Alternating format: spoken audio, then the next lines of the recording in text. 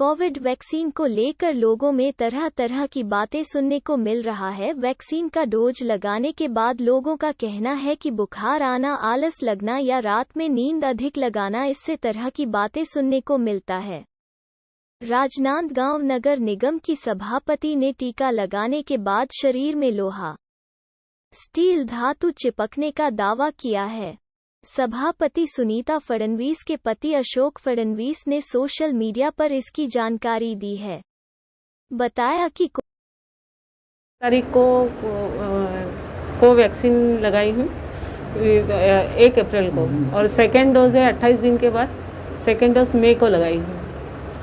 तो हमारे यहाँ के सर पढ़ रहे थे पेपर पढ़ने के बाद मैंने बोला ये सब झूठ है जी, कुछ भी बोलते हैं, वैक्सीन लगाने के बाद ऐसे होता है करके।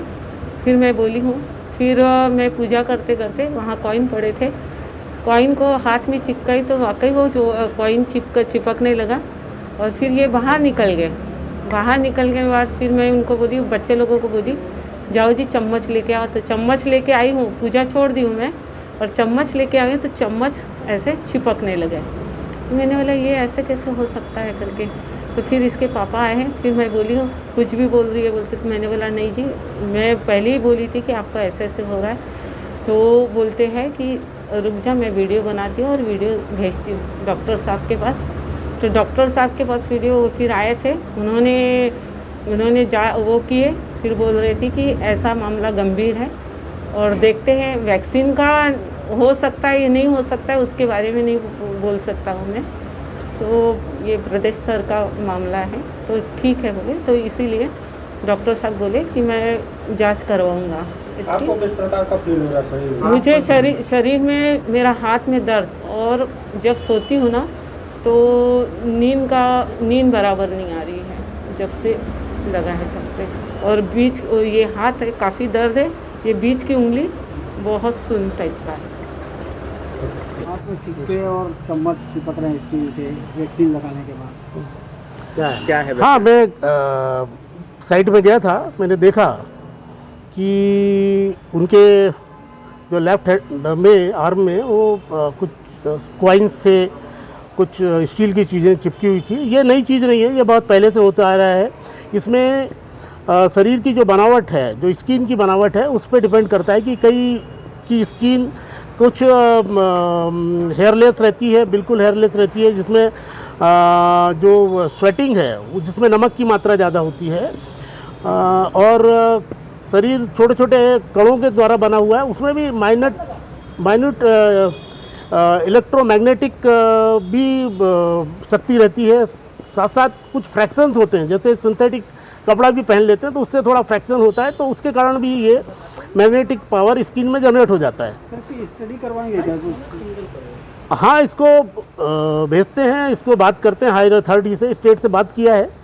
तो उन्होंने बोला है कि ये स्टेट, इसमें वैक्सीन से सच इससे कोई रिलेशन नहीं है, लेकिन फिर भी अगर है तो इसकी भी जांच कराएंगे हम लोग, ये होता क्यों है। और ये रिसर्च का मैटर है, ये तो पहले से भी होता आया है कि इसमें स्किन की बनावट और उस पर डिपेंड करता है कि ख़ास तौर से हेयरलेस स्किन, जो चिकनी स्किन, ज़्यादा स्वेटिंग होती है, उसमें ये चीज़ देखी गई है। इनको ऐसे 15-20 दिन से प्रॉब्लम था, लेकिन ऐसे कोई बात नहीं थी। लगातार ट्रीटमेंट तो चल ही रहा था डॉक्टरों के माध्यम से, लेकिन वहाँ पे हमने कोई ऐसी बात नहीं की कि वैक्सीन हुआ, ऐसे हुआ, कोई ऐसी बात नहीं है। तो आज समाचार माध्यम से पता चला कि कुछ जगह ऐसी घटना घटी है, तो मैंने उसको गंभीरता से लेते हुए कि अगर शरीर में कोई स्टील का धातु अगर चिपक रहा है तो कहीं न कहीं से शरीर में मैग्नेटिक पावर बन रहा है, मैग्नेटिक फील्ड के निर्मित हो रहा है, उसी से ही स्टील के सामान चिपकेंगे। तो मैंने तत्काल डॉक्टर CMO मिथिलेश चौधरी जी से संपर्क किया और मैंने बात की, मेरे ऐसी बात है डॉक्टर साहब। तो बोले नहीं है सर, मैं बोले मेरे घर का मामला है ये। अच्छा, तो बोले ठीक है, मैं डॉक्टर को भेजता हूँ। तो घर पे डॉक्टर कुमरे जी आए और उन्होंने कहा कि ऐसा प्रदेश में पहला मामला है।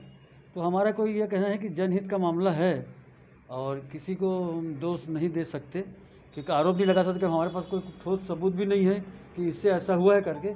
लेकिन मैं 1-2 जगह और संपर्क किया, उनसे कराया, तो उनके यहाँ भी ये चीज़ें मेरे को पता चली तो मैं थोड़ा और उस मामले को सीरियस समझते हुए कि हमारा कहना है कि अगर ये जनहित का मामला है, इसको जनता के हितों को देखते हुए नए सिरे से या अच्छे से इसको रिसर्च होना चाहिए, ताकि एक कहीं मतलब मानव जीवन में किसी तरह से नुकसान न हो।